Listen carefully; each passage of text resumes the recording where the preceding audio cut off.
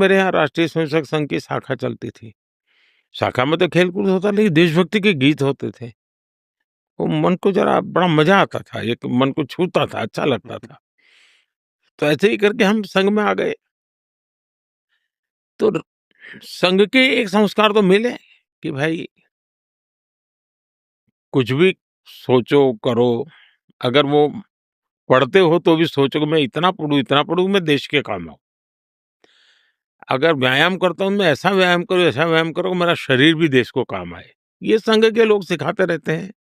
अब संघ एक बहुत बड़ा संगठन है, शायद अब उसके 100 साल हो रहे हैं, ये 100वाँ वर्ष है और दुनिया में इतना बड़ा स्वयंसेवी संगठन कहीं होगा ऐसा मैंने तो नहीं सुना है। करोड़ों लोग उसके साथ जुड़े हुए हैं।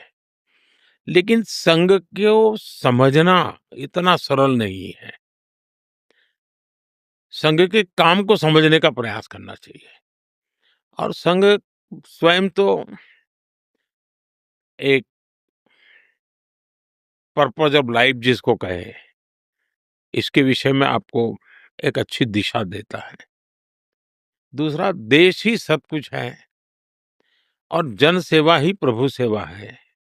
ये जो हमारे वेद काल से जो कहा गया है, जो हमारे ऋषियों ने कहा, जो विवेकानंद ने कहा, वही बातें संघ के लोग करते हैं।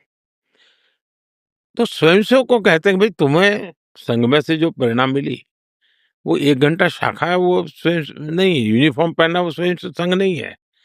तुमने समाज के लिए कुछ करना चाहिए और वो उस प्रेरणा से आज ऐसे काम चल रहे हैं, जैसे कुछ स्वयंसेवकों ने सेवा भारती नाम का संगठन खड़ा किया है। ये सेवा भारती जो गरीब बस्तियां होती है, झुग्गी-झोपड़ी में गरीब लोग रहते हैं, जिसको वो सेवा बस्ती कहते हैं।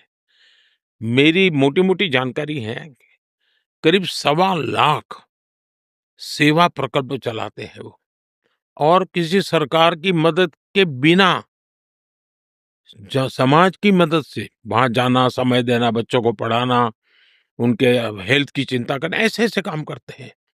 संस्कार उनके अंदर लाना, उस इलाके में स्वच्छता का काम करना, यानी बिल्कुल 1.25 लाख एक छोटा नंबर नहीं है। वैसे कुछ स्वयंसेवक हैं, संघ में से ही गढ़े हुए हैं, वो वनवासी कल्याण आश्रम चलाते हैं और वो जंगलों में आदिवासियों के बीच में रह करके आदिवासियों की सेवा करते। 70,000 से ज्यादा वन टीचर वन स्कूल एकल विद्यालय चलाते हैं और अमेरिका में भी कुछ लोग हैं जो उनको लिए शायद $10 या $15 का डोनेशन करते हैं इस काम के लिए और वो कहते हैं कि एक कोका कोला नहीं पीनी है इस महीने, एक कोका कोला मत पियो और उतना पैसा ये एकल विद्यालय को दो।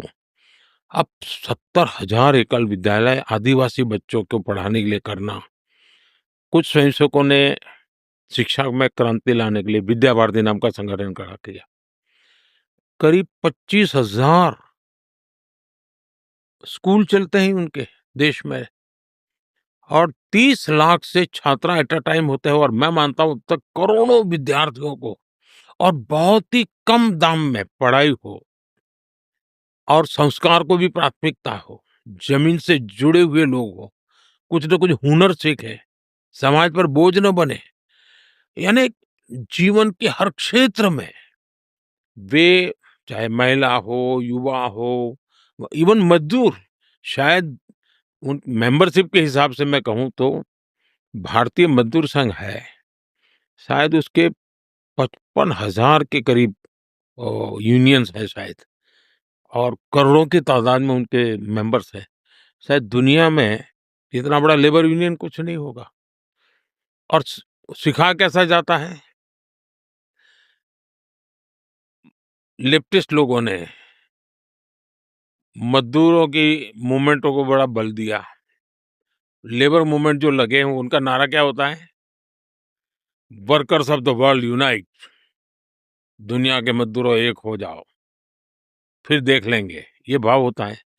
ये मजदूर संघ वाले क्या कहते हैं, जो आरएसएस की शाखा से निकले हुए स्वयंसेवक मजदूर संघ चलाते हैं, वो कहते हैं वर्कर्स यूनाइट द वर्ल्ड।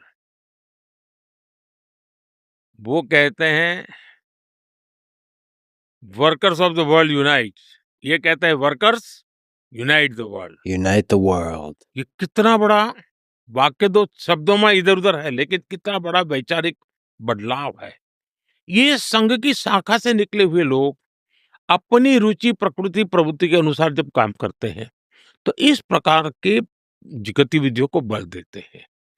और जब इन कामों को देखेंगे, तब आपको 100 साल में राष्ट्रीय स्वयंसेवक संघ ने भारत के सारे चकाचौंध दुनिया से दूर रहते हुए एक साधक की तरह समर्पित भाव से, तो मेरा ये सौभाग्य रहा कि ऐसे पवित्र संगठन से मुझे संस्कार मिले जीवन के।